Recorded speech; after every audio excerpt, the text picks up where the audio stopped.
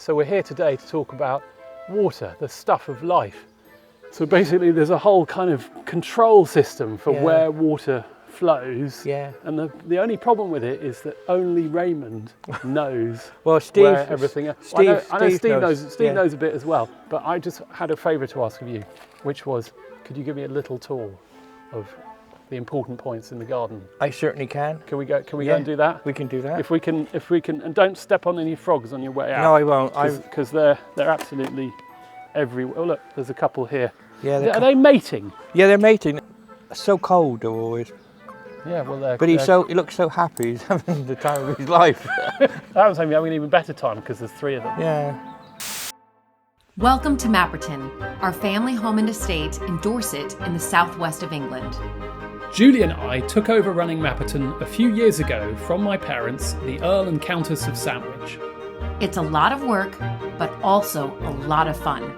This place is full of fascinating stories, extraordinary people, and endless repairs. So please join our family on this journey of a lifetime as we put all our efforts into preserving this magnificent part of England's heritage.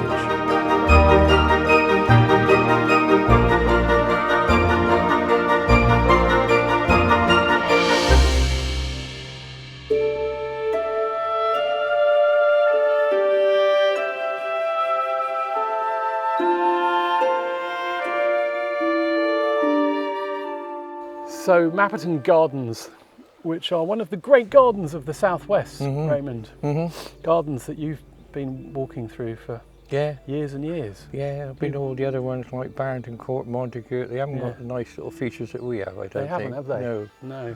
And even in the winter, these gardens look pretty stunning, don't they? Yeah. Because of the structure of the topiary, and the trees and the pergola. Yeah. But gardens need something, don't they, to support themselves? Water. Yeah. So we're here today to talk about water, the stuff of life. But it's not really the water for the plants that we're interested in. It's the water that goes into the various ponds and statues and what we call the fountain court, which is this whole area beneath us. There is only one person at Mapperton who really knows about the water here.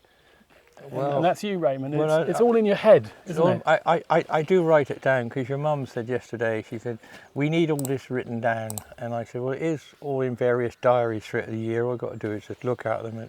I scribble everything down, you see. And do you think you should create just a huge sort of water scrapbook where you pull out pages and sort of tie it all together? That's what I intended to do, but I didn't seem to have the time because there was always so many sort of things going on. Well, there's always leaks. But I sort of draw it in, draw that tree in the wall so you could identify where you are meant to be, like the covers underneath here. Yeah. Various things. So just broadly speaking, describe how the water works at Mapperton. We've got reservoirs up the hills here, fed from springs. Yeah, we've got one huge big reservoir up there, which we call the house reservoir. We've one of three.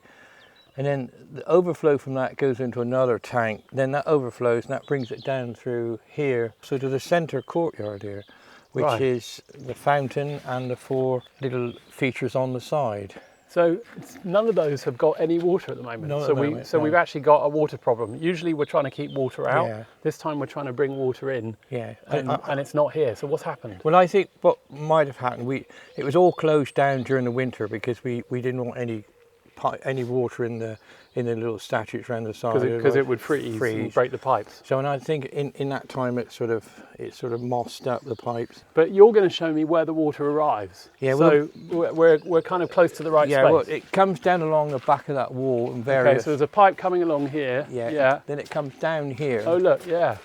And there's an outlet there, one with a red lever that is meant to go down to the fountain court. That looks like it's on at the moment. It's on at the moment. Yeah. And there's no water coming. No. So from here, where's the next sort of spot? It comes down underneath here. Yeah. To the small manhole there, and it goes to the centre. So the water fills up here. Yeah. It overflows. Yeah. Where is the overflow? Down here. Is it in the pond itself? Yeah. Right. It's just there in the centre. Oh, I see. So that overflow there. Yeah, that one there. Then it goes down underneath here into the pool. Right. And then from there it overflows. Right. And then it can eventually go into the little stream. Here we have an example of one of the statues that usually would have water coming out, and you can see in the mouth of this fish there's a little opening. Yeah. And also that comes at the top there, in that little boy's bugle. Yeah. But there's no water. No, it will be. You're thinking it's going to magically appear when Steve has cleared the pipe. Let's go and look at the manhole next to the pool, where I think we're also hoping there's some water. Raymond, one of the nice things about walking this way is we get to see my cousin Fiamma's sculpture sitting in the garden. Yeah. And it's rather lovely in the landscape, isn't it? Yeah, it is. Now, Fiamma would say that we're supposed to go and stand in the middle and contemplate our existence. And I just wondered, Raymond, whether you've done that yet. No, I haven't, but I'm going to. You go? I'm going to. Yeah. Just stand there, perhaps when the sun's going down over there, and when everyone's gone, you could stand there and think for a minute. Yeah, and look at each of the stones. I don't know if she calls them stones. Yeah. But each one crafted in a day. Yeah. And so you've got this sort of sense of being surrounded by time, haven't you? It's a place of contemplation, I think. Anyway, let's go and contemplate some more water. Some more water.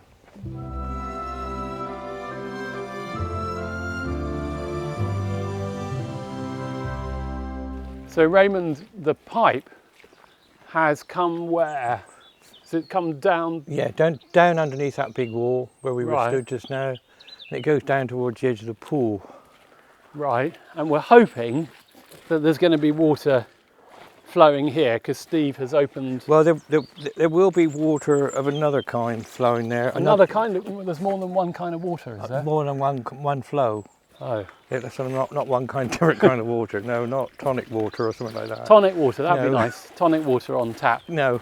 I might go for lemonade, I think, rather than that. We've always got water. Oh look, I can hear. You can hear. We've always got water flowing underneath here. So what's going on in here? Well, you see, down in there, there's...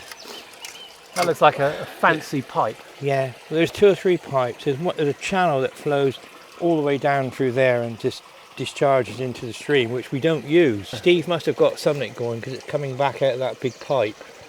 Oh, I see. So I see. Yeah, it wasn't coming out of there. No. That's a pretty substantial pipe, isn't it? Yeah. So what is that part of the pool system? Yeah. So that is a 3-way valve. So because we can put water into the swimming pool. Yeah. Or else we can turn it off and we can put water into the fish pond down there. Right. Or else we can divert the whole lot of water down into the stream. Right.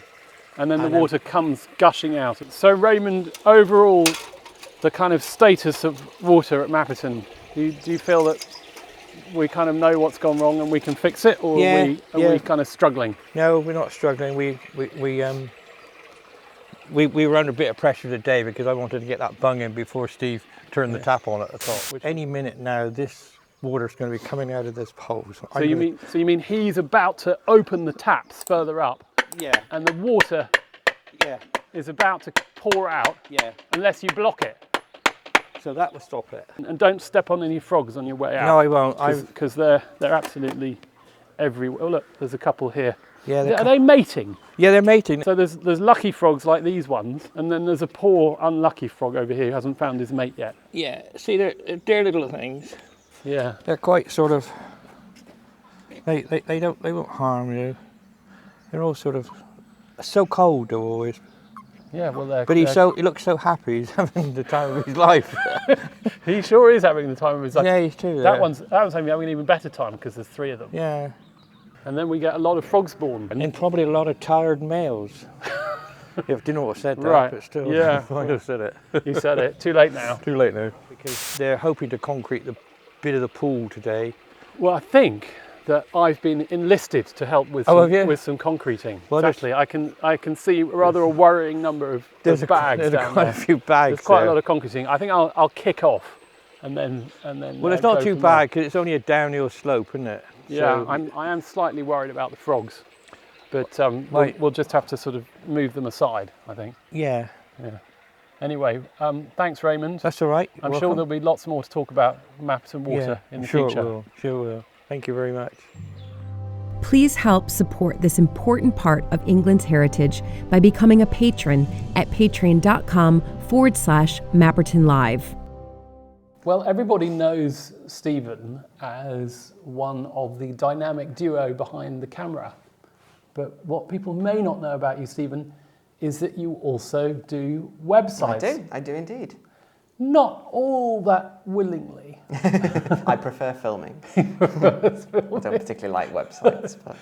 You know what? The thing about websites is there's so much complexity, isn't there? Yes. And there are so many things that you need to use, plugins that can need updating. Things that can go wrong. Things that break. Yeah. And then you pull your hair out and you can spend hours trying to fix something. Yeah. And before you know it, It's usually something really simple. Like you've missed a line of code or you haven't finished a semicolon or something. But... You're pretty good at problem solving though. Anyway, we're here now because Stephen has been helping us with some new websites. We have 2 new websites which we are going to premiere now. In fact, we should call this episode Website Premiere, shouldn't we should. Yeah. Actually, that's not very exciting.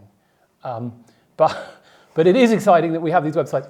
The first one that we're going to show you is a revamp of the Mappiton website. Now, we're not really finished with this one. This one is still a bit of a work in progress. Yeah. But looking at it, we've come up with this new design, essentially, which is a much cleaner... Brighter background, simpler, and look at it there.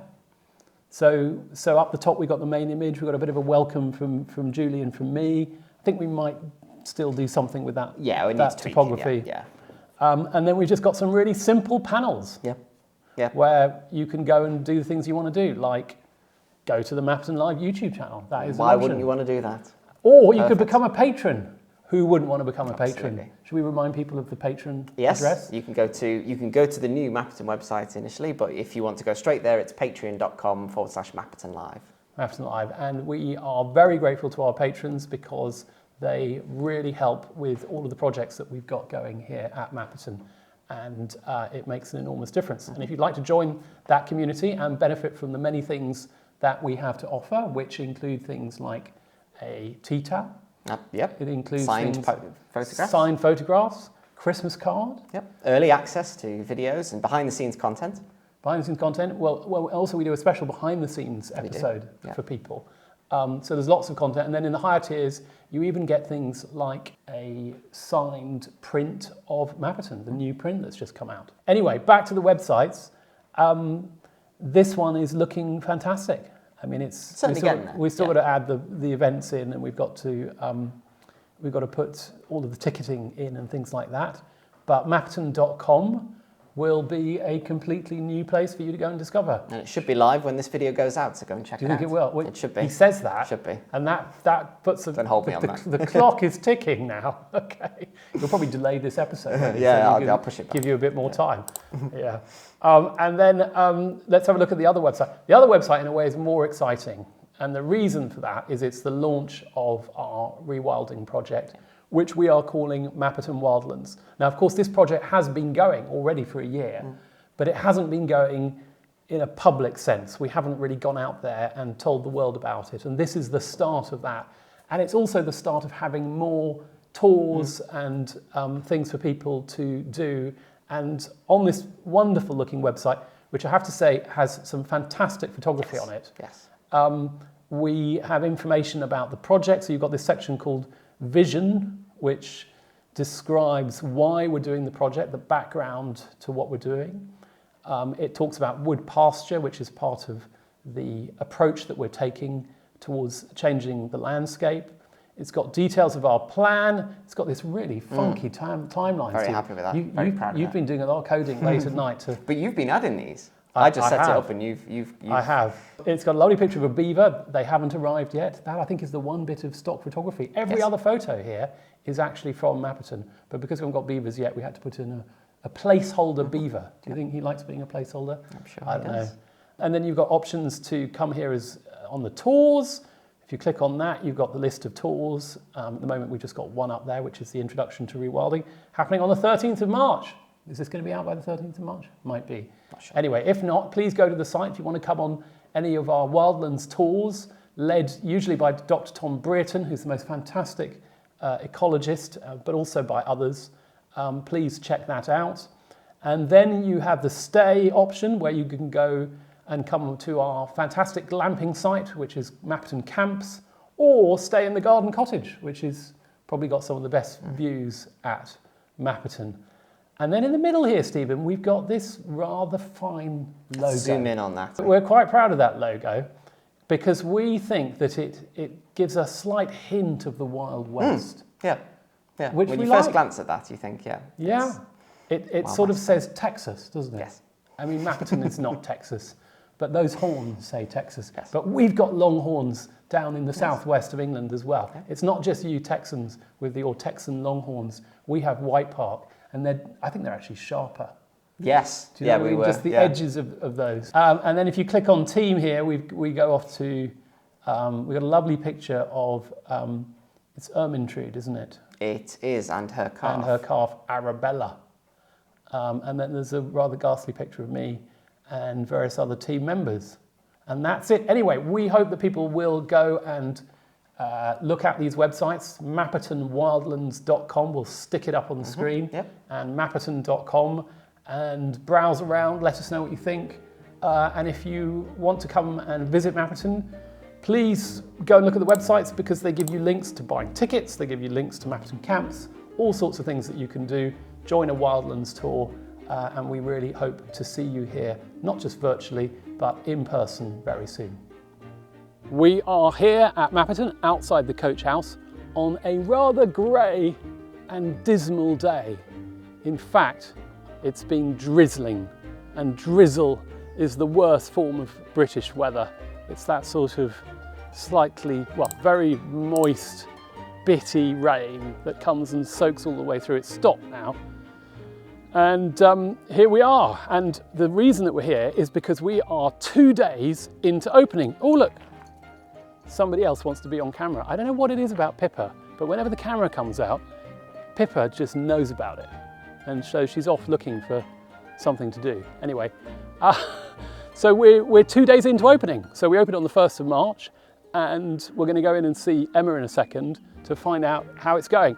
I don't think, to be honest, we've had very many visitors. In fact, the car park's been looking rather empty today, but again, the drizzle kind of puts people off. Even the Brits, who are kind of used to this weather, aren't that fond of drizzle. The ducks, on the other hand, have been extremely happy and in their element, and I've been noticing them do what they normally do, which really irritates me, which is they go along the edges of the paths looking for seeds, and they dig up all of this lovely gravel. So now we've got to go and fix all of that. Anyway, otherwise, Mapperton is looking fantastic, and we've just had the floor redone in the coach house. So I'm quite looking forward to seeing that, and I've heard it's very smart, which will be a good thing because it was getting rather grubby last year. Anyway, let's go in and see Emma and find out how things have been going.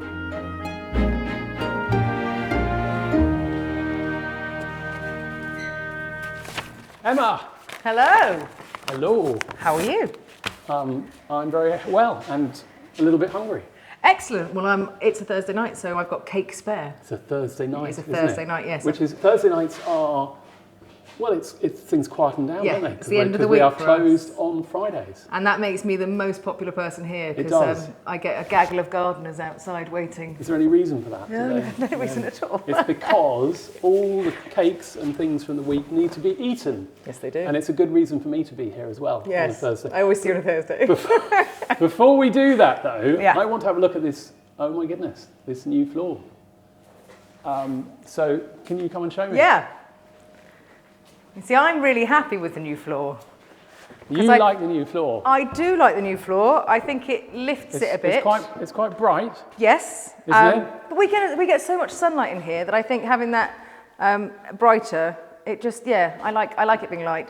And I also know that I'll have less footprints. So this was a pretty grubby floor, is the truth. And so we've got a local company in to come and sand it. And I'm just turning over in my mind what I think. I'm not sure I like it as much as you. No, see, I love it.